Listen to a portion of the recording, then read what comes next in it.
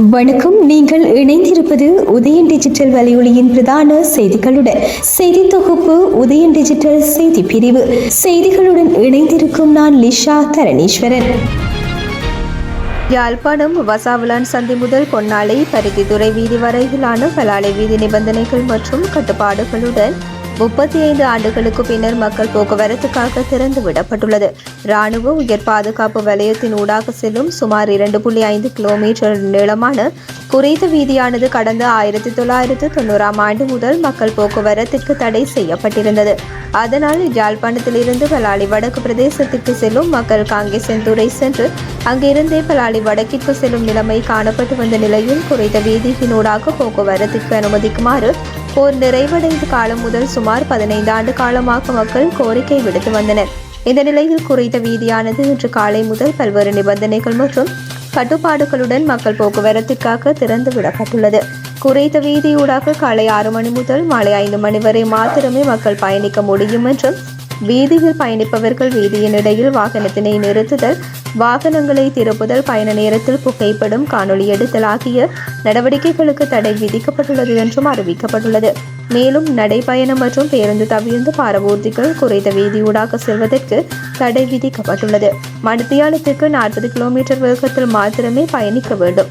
சாரதிகளுக்கான அடையாள ஆவணங்கள் கட்டாயம் வைத்திருக்க வேண்டும். இவ்வாறான கட்டுப்பாடுகளை மீறுபவர்கள் மீது சட்ட நடவடிக்கை எடுக்கப்படும் என்றும் அறிவுறுத்துவதாக வீதியில் தமிழ் மொழியில் எழுதி காட்சிப்படுத்தப்பட்டுள்ளமையும் குறிப்பிடத்தக்கது. 764 இலக்க தனியார் பேருந்து சேவையானது எதிர்வரும் தினங்களில் இருந்து காங்கேசன்துறை வரை பயணிக்கும் என தனியார் பேருந்து சேவை 764 பிரிவின் முன்னாள் தலைவர் அமிர்தலிங்கம் தெரிவித்துள்ளார். வீதி விடுவிப்பு குறித்து ஊடகங்களுக்கு கருத்து தெரிவித்த போதே அவர் இதனை குறிப்பிட்டுள்ளார். இந்த பாதை விடுவிப்பு நமக்கு மிகவும் மகிழ்ச்சிகரமானது. நமது பேருந்து சேவை இதுவரை வசாவலான் வரையில் சேவையில் ஈடுபட்டது. இனிமேல் KKS வரைக்கும் பயணிக்கும். மீண்டும் அதே மார்க்கம் ஊடாக யாழ்ப்பாணம் வரை பயணிக்கும். இந்த பயண சேவைகளை நாம் படிப்படியாக எமது சேவை அட்டவணைகளை மேற்கொண்டு தீர்மானிப்போம். பாதை பூட்டப்படுவதற்கு முன்பு நாம் காங்கேசன்துறை சந்தியில் இருந்து எமது சேவையில் ஈடுபட்டதை போலவே மீண்டும் எமது சேவைகளை மேற்கொள்வோம். அன்றனிபுரம் மயிலட்டி பகுதியில் வசிக்கும் மக்கள் இந்த சேவையை பயன்படுத்திக் கொள்ளும் வகையில் அடுத்த 2-3 நாட்களுள் ஏற்பாடுகள் மேற்கொள்ளப்படும் என்றார். தன் மீது பழி போடும் வகையிலான காணொலிகள் மற்றும் அறிக்கைகளை நீக்குவதற்கு நாடாளுமன்ற உறுப்பினர் ராமநாதன் அர்ச்சுனா கால அவகாசம் வழங்கியுள்ளார். இது குறித்து தனது சமூக ஊடகங்களில் விடுத்துள்ள அறிவிப்பில் பகிரங்க வழியில் மன்னிப்பு கேட்பதற்கும் ஒரு நாள் அவகாசம் தருவதாக அர்ச்சுனா MP குறிப்பிட்டுள்ளார். அந்த அறிவிப்பில் மேலும் தெரிவிக்கப்பட்டுள்ளதாவது: என் மீது பழி போடுவதற்காக சமூக ஊடகங்களில் பரப்பப்படும் உங்கள் காணொலிகள், ஸ்டேட்மெண்ட்களை அளிப்பதற்கும் தனிப்பட்ட ரீதியில் ஒரு நாடாளுமன்ற உறுப்பினராக எனது நாடாளுமன்றத்தில் உள்ளே நடக்கும் சம்பவங்களை பகிர்ந்து மான நஷ்டம் ஏற்படுத்தும் வகையில் தெரிந்தோ தெரியாமலும் நீங்கள் செய்த இந்த தவறுகளை நான் மன்னிப்பதற்கும் உங்களை சட்ட ரீதியான கேள்விக்கு உட்படுத்தாமல் இருப்பதற்காகவும் பகிரங்க வெளியில் மன்னிப்பு கேட்பதற்கும் ஒரு நாள் அவகாசம் தருகின்றேன். நாளை முதல் சட்ட ரீதியான நடவடிக்கைகள் சகலருக்கும் எடுக்கப்படும். என்னை மன்னித்துக் கொள்ளுங்கள். அதன் பிறகு எடுக்கப்படும் எந்த ஒரு சமாதான நடவடிக்கைகளுக்கும் என்னால் மன்னிப்பு வழங்க முடியாது என்றார். எதிர்வரும் தமிழ் சிங்கள புத்தாண்டினை முன்னிட்டு பொதுமக்களின் நலனுக்காக விசேட பாதுகாப்பு திட்டம் செயல்படுத்தப்பட்டுள்ளதாக போலீசார் தெரிவித்துள்ளனர். விசேட பாதுகாப்பு நடவடிக்கைகளுக்காக 35,000க்கும் மேற்பட்ட போலீஸ் அதிகாரிகள் ஈடுபடுத்தப்பட்டுள்ளதாக போலீஸ் ஊடக பேச்சாளரும் சிரேஷ்ட போலீஸ் அத்தியட்சகருமான புத்திக்க மனதுங்க தெரிவித்துள்ளார். குறிப்பாக மக்கள் தொகை அதிகமுள்ள நகரங்களில் சிவில் உடையில் உளவுத்துறை அதிகாரிகளை பணியில் ஈடுபடுத்தவும் நடவடிக்கை எடுக்கப்பட்டுள்ளது. மேலும் கொழும்பு பகுதியில் பாதுகாப்புக்காக போக்குவரத்து அதிகாரிகள் உட்பட சுமார் 6,000 போலீசார் ஈடுபடுத்தப்பட்டுள்ளதாகவும் அவர் சுட்டிக்காட்டினார். பண்டிகை காலத்தில் மேற்கொள்ளப்பட்ட சிறப்பு சோதனைகளின் போது 36 வர்த்தகர்களுக்கு எதிராக சட்ட நடவடிக்கை எடுக்கப்பட்டுள்ளதாக நுகர்வோர் விவகார அதிகார சபை தெரிவித்துள்ளது. நுகர்வோர் விவகார அதிகார சபை சட்டத்தை மீறி நுகர்வோரை தவறாக வழிநடத்தும் வகையில் செயல்பட்ட வர்த்தகர்களுக்கு எதிராகவே இந்த சட்ட நடவடிக்கைகள் எடுக்கப்பட்டுள்ளதாக தெரிவிக்கப்படுகின்றது. இதேவேளை புத்தாண்டு காலத்தில் ஏற்படும் தீ விபத்து சம்பவங்கள் குறித்து அவதானத்துடன் செயற்படுமாறு சுகாதாரத்துறை எச்சரித்துள்ளது. குறிப்பாக புத்தாண்டு காலத்தில் சிறுவர்கள் பட்டாசு விபத்துகளுக்கு ஆளாகும் வாய்ப்புகள் அதிகம் என்பதால் பட்டாசுகளை பயன்படுத்தும் போது அதிக கவனம் செலுத்த வேண்டும் என்றும் சிறுவர் மருத்துவ நிபுணர் அனுசா தென்னிய கும்பர குறிப்பிட்டுள்ளமை சுட்டிக்காட்டத்தக்கது. இலங்கை மற்றும் இந்தியாவுக்கு இடையில் கைச்சாத்திடப்பட்ட புரிந்துணர்வு ஒப்பந்தங்கள் சரியானவையே. தமிழர் தாயகத்தில் சீனாவின் நடவடிக்கைகளை அனுமதிக்கப் போவதில்லை என்று நாடாளுமன்ற உறுப்பினர் செல்வம் அடைக்கலநாதன் தெரிவித்தார்.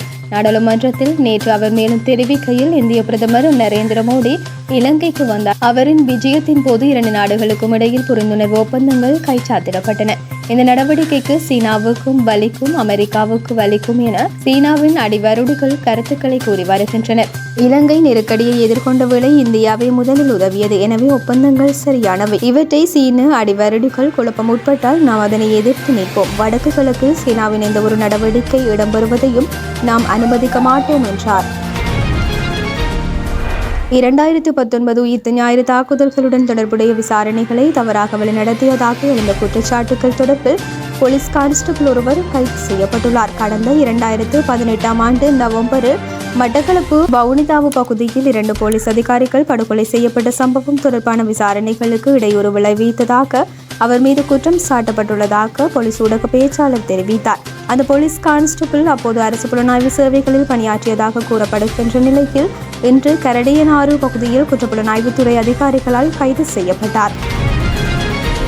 நாட்டு மக்களின் அபிலாசையுடன் புதிய அரசியலமைப்பு உருவாக்கப்படும். யாப் உருவாக்க பணிகள் வினைத்திறனான வகையில் முன்னெடுக்கப்படும். மாகாண சபை தேர்தலை தொடர்ந்து புதிய யாப் உருவாக்க பணிகளை மேற்கொள்வோம் என பிரதமர் கலாநிதி ஹரணி அமரசூரிய தெரிவித்தார்.